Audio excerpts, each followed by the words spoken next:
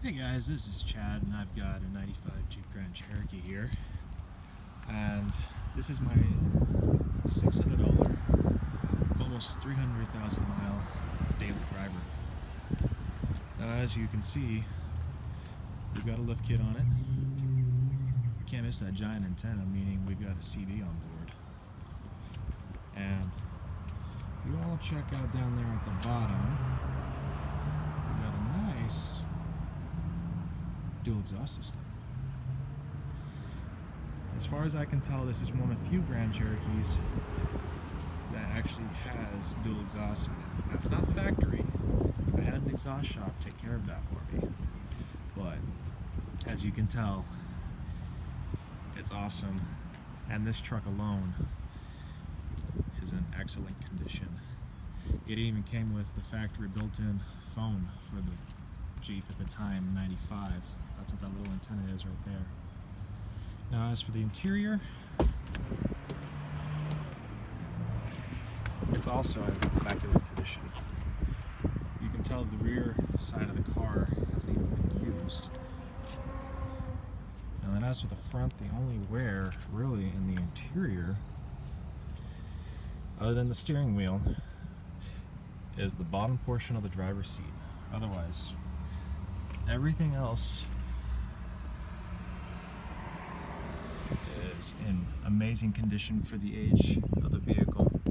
That's right, I even have the back cargo cover area taken care of with the original cover. And then here we got the CB radio down there mounted to the console. And then I'll draw your attention to where the overdrive controls are and the defroster controls. You'll see the mouthpiece right here. Got an aftermarket radio. Now, ladies and gentlemen, please take a look at that odometer right there. That's right, 296, 553.2 and counting on the mileage. Got my aftermarket GPS in the window. Now, mind you, this is an original 5.2 liter V8 engine, and it has its original transmission as well.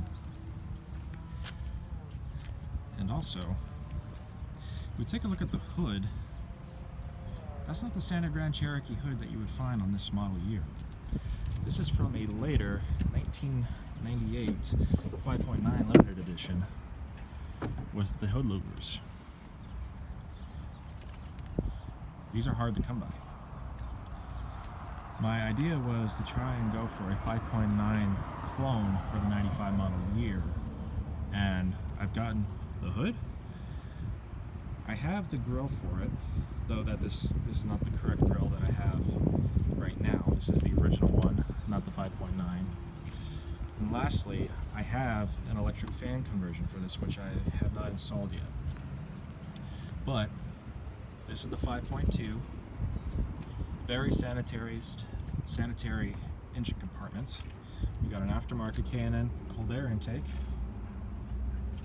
We've got a yellow top Optima to run my LEDs, along with a light bar on the roof. And then also, this is the 5.9 alternator because it puts out 30 additional amps compared to the original stock one that would come with this. So, as you can tell, this is nowhere near stock. However, it runs so much better. And then as for the 3-inch lift, we've got just coil spring spacers, extended shocks, and then we have Rough Country's aftermarket track bar, and we have rebuilt steering tie rods in this thing. All of the bushings have been replaced in this, including the sway bar end links. Don't mind this is just prior rubbing before I got the proper wheel spacers for this rig. And then also, one other thing I want to point out for you guys is that this has had a transfer case upgrade. If you notice down here, we've got the 242 conversion. This originally came with an NP new process 249 transfer case. I had converted this over to the 242, which was not available with the V8. But what a lot of people miss is the shifter itself, usually they'll just swap out the shift plate. I have actually gone one step farther and swapped out the entire shifter assembly to correspond with the shift plate. So for example, you will have part-time four-wheel drive, full-time four-wheel drive, and you have to actually pull it for neutral. That's neutral right there.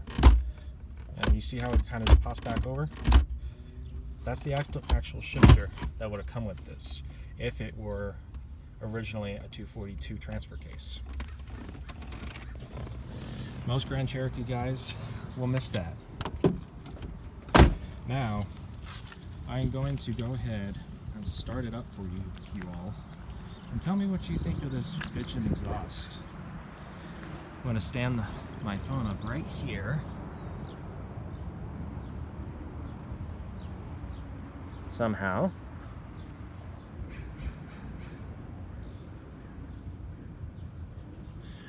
Need something to prop it up.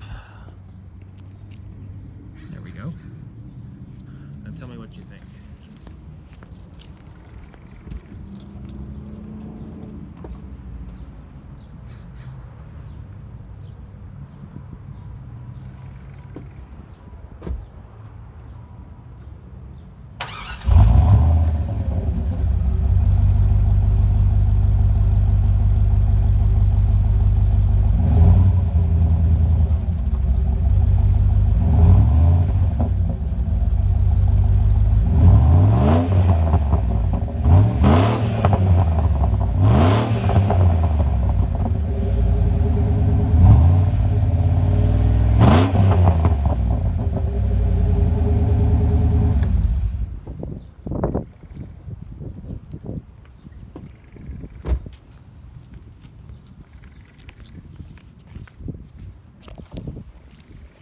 That was awesome, wasn't it?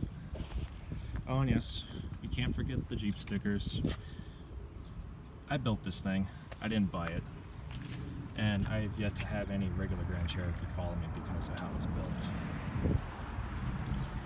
And it's named Zeus 05 in commemoration to my German Shepherd, which I unfortunately lost prior to completing this build.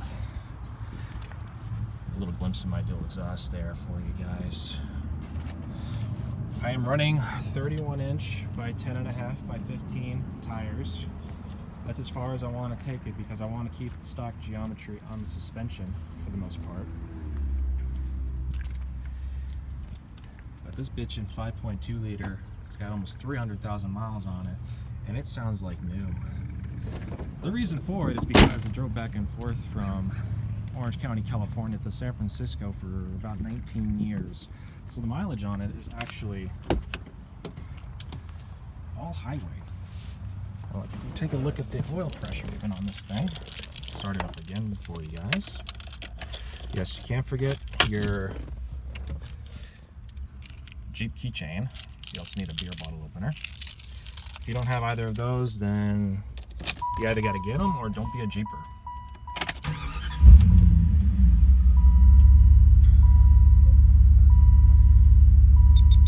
Running just a little bit above 20 pounds of oil pressure, but that's because it's a little on the warm side from driving.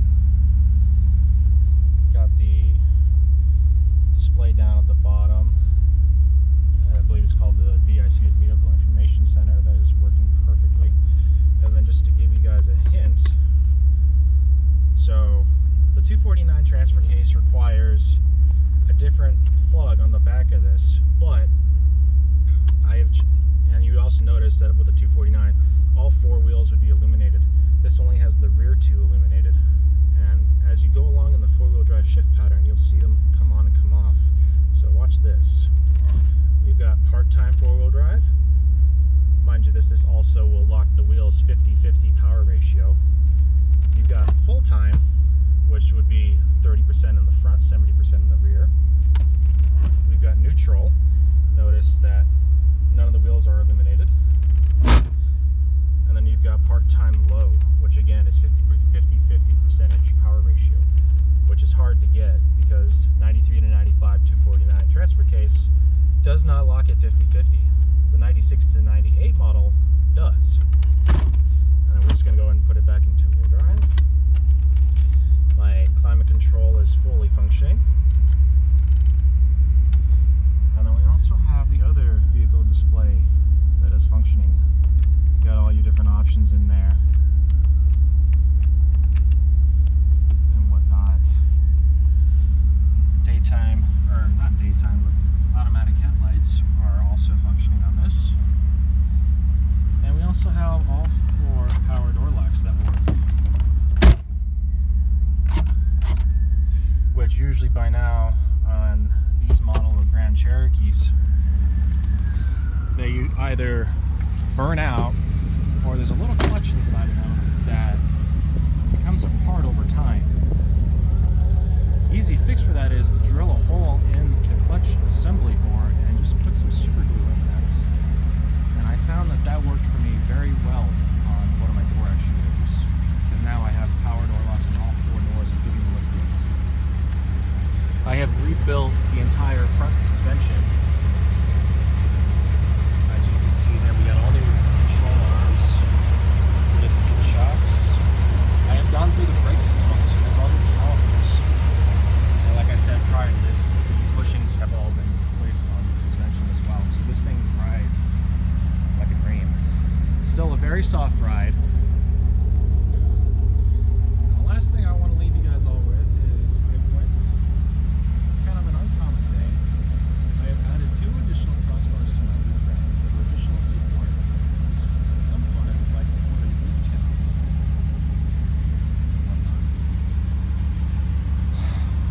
That's all for now, guys. I am going to go ahead and say that CJs, in my opinion, are the underdog of the Jeep world because they were the first model to come with coil springs in all 4 corners.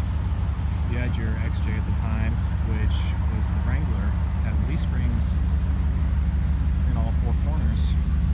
And then you had your, correction, that was your Jeep Cherokee XJ, which had leaf springs in the back, coil springs up front. And then you had your Jeep YJ, which was your Wrangler, which had leaf springs in all 4 corners, making this model, though it is a unibody,